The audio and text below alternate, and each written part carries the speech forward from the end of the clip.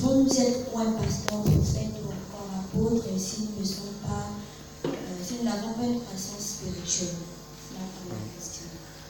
Et la seconde, est-ce qu'un ancien chrétien et un nouveau né en Christ peuvent-ils croître de la même façon?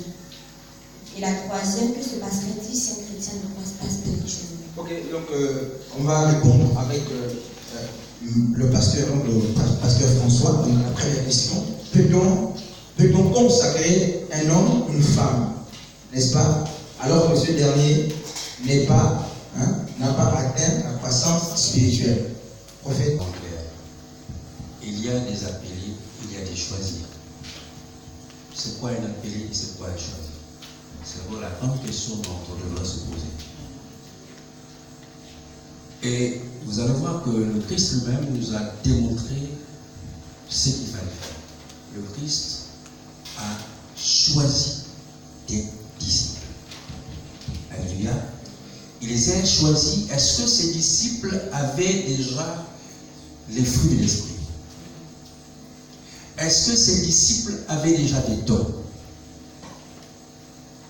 Alléluia. Il faut comprendre qu'il ne faut pas confondre un ministère, alléluia, et des dons. Donc c'est quelque chose qui vient en ajout. Alléluia. Mais ce qui est intéressant ici, on dit fruit de l'esprit. Qui est la base de tout ça? C'est l'esprit. Alléluia. Si tu n'as pas l'esprit, rien ne peut se manifester. Amen. Vrai ou faux? J'espère que j'ai essayé de répondre. T'es convaincu? Ok, prophète, donc je vais peut-être enchérir. Paul nous dit, n'est-ce pas, par exemple, qu'on ne confie pas les responsabilités à un nouveau converti. Est-ce que par erreur, par exemple, un homme de Dieu, par la faute, par le zèle, l'émotion, peut être amené à consacrer, n'est-ce pas, donner les responsabilités à un nouveau converti? Si oui, est-ce qu'il faut accepter une erreur? Ce qui est intéressant ici, il y a deux termes qui ont été prononcés, qui ont été énoncés. Fougue et l'émotion. Émotion. Est-ce que la fougue et l'émotion sont la manifestation de l'Esprit de Dieu? Même pas. Qui commande? C'est l'Esprit de Dieu. Seul l'Esprit de Dieu donne la capacité à même de poindre ou de choisir. La Bible est claire. C'est l'Esprit de Dieu, c'est le Saint-Esprit qui nous enseigne, qui est le meilleur enseignant. Nous ne pouvons pas nous lancer. Vous savez, le Christ nous a enseigné très simplement. Il a dit, je ne fais que les choses que mon Père m'a demandé de faire. Alléluia. Il est important ici, c'est de ne pas faire ce que nous voulons faire, mais plutôt ce que Dieu nous demande de faire. Maintenant, si tu fais selon toi, mais c'est ce qui fait en sorte que les églises aujourd'hui, il y a des échecs. C'est vrai ou c'est faux?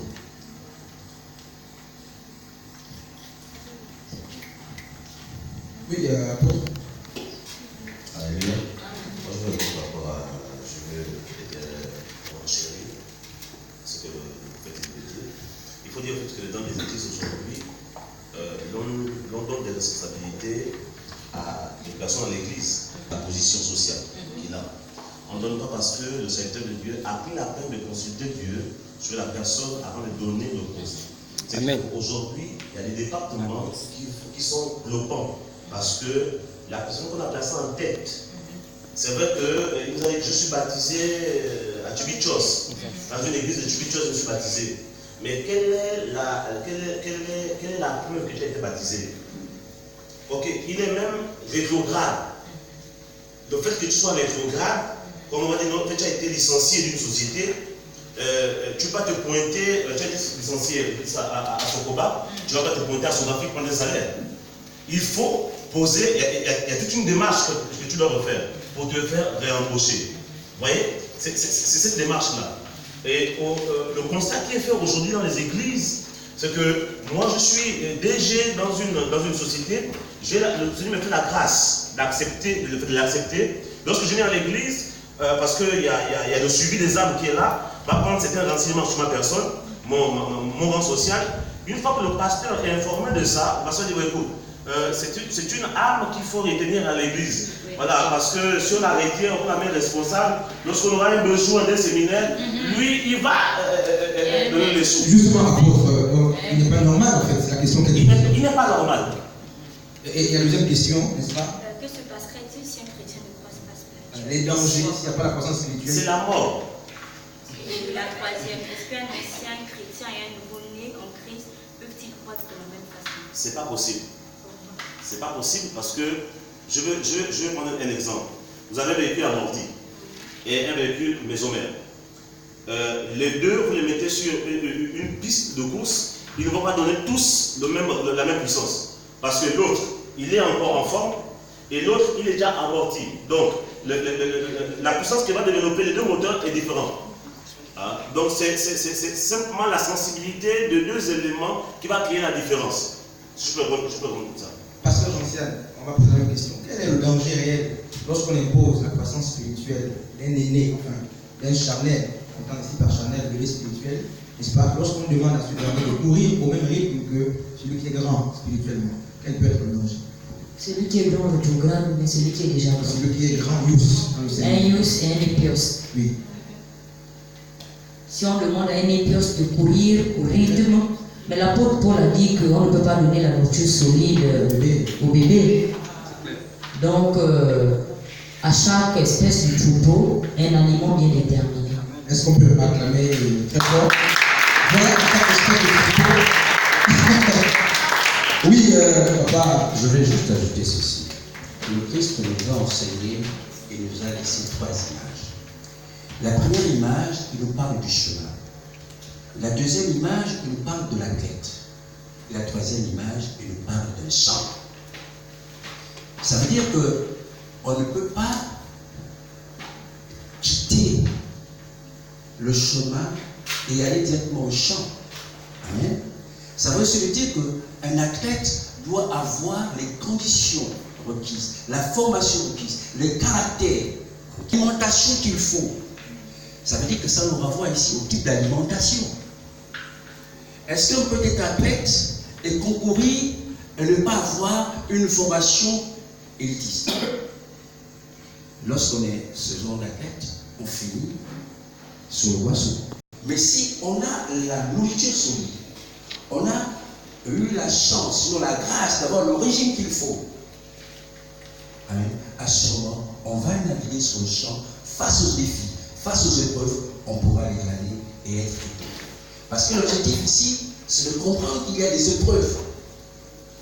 S'il y a des défis, si vous n'avez pas la formation requise, vous n'avez pas la connaissance requise, vous n'avez pas le caractère qu'il faut, l'instruction qu'il faut, à ce moment, vous allez échouer. Amen. Moi, j'aimerais essayer de rebondir sur la troisième question de la sœur Maria. Le chrétien rétrograde et celui qui est nouveau comme nouvellement converti. Est-ce qu'ils peuvent marcher de la même manière? Un ancien et un nouveau-né en Christ peuvent-ils croître de la même façon? Ok, d'accord. Aujourd'hui, le christianisme est considéré comme étant, comment dirais-je, une cour de combat. Je vais dire quoi par là. Aujourd'hui, on pense que le christianisme, c'est la concurrence. Parce que je vois tel en train de parler en langue, il faudrait que moi aussi je le fasse. Et ce phénomène engendre des personnes diabétiques spirituelles. Pourquoi? Parce que lorsqu'on arrive à ce niveau de diabète spirituel, bien aimé, ce sont des chrétiens qui sont là à l'église pour la concurrence. Parce que je vois la sœur telle chanter, moi aussi je dois faire tout pour chanter. Non, le christianisme n'est pas comment dirais-je, une concurrence. Le christianisme, c'est quelque chose, c'est l'endurance. C'est l'endurance. Chacun à son tour. Chacun a sa manière d'agir avec le Seigneur.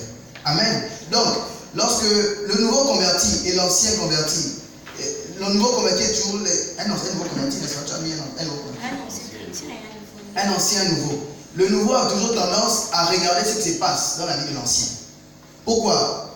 Parce que lui, il veut voir là où tu as fait des erreurs. Aujourd'hui, le nouveau converti regarde les erreurs des anciens.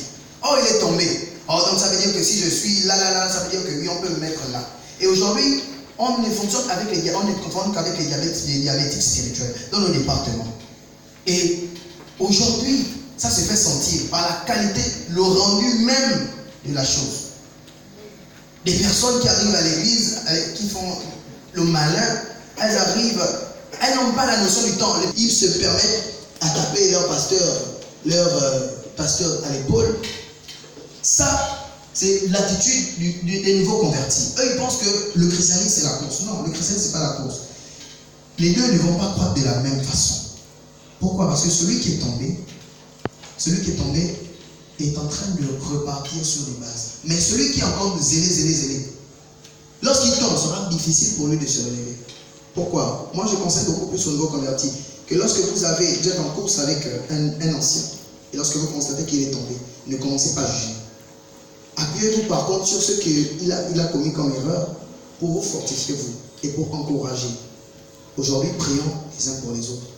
C'est vrai qu'on ne va pas grandir de la même manière, mais prions quand même les uns pour les autres. Merci, Pasteur David.